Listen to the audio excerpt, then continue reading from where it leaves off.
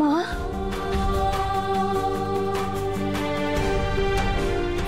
মা আস্তে আস্তে আস্তে আস্তে আস্তে। এত রাতে কখন এলি তুই?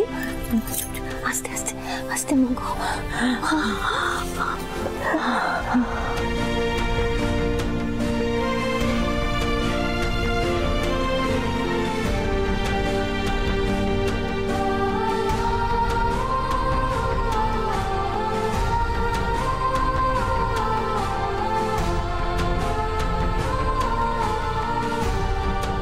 শোনো, আমার কিন্তু মোটেই ভাবগতিক সুবিধের লাগছে না।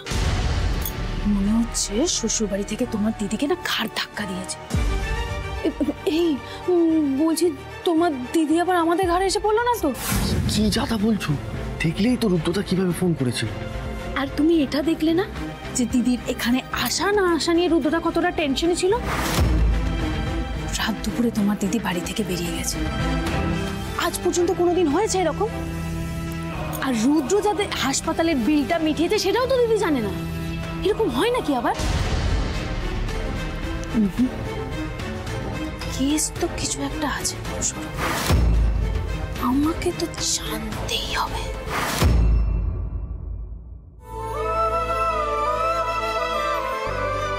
ঝিলিক, তুই ঘুমোসনি?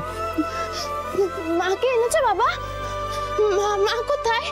ও মা, মা কি হলো বাবা?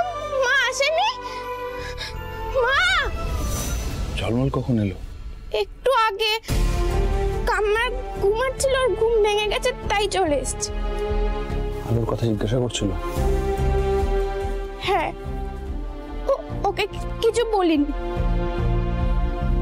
কিন্তু বাবা, ও বাবা, মাকে কেন আনলে না? মা কোথায়? ঝিলিক, মা দিদার ওখানে আছে। মানে মা কি আর আসবে না? না, এখন তুমি কেমন আছো গো? তুই আর জামাই মিলে যা করলি, শরীর ঠিক না হয়ে উপায় আছে বল? আমি এখন সম্পূর্ণ সুস্থ রে মা। তুই অপারেশন করে বাঁচালি, আর জামাই বাড়িতে ফিরিয়ে আনলো।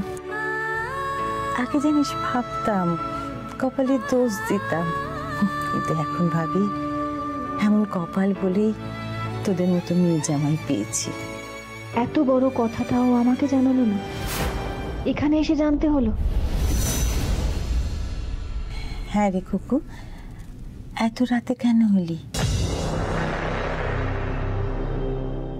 এমনি এলাম। কেন, আমি বুঝি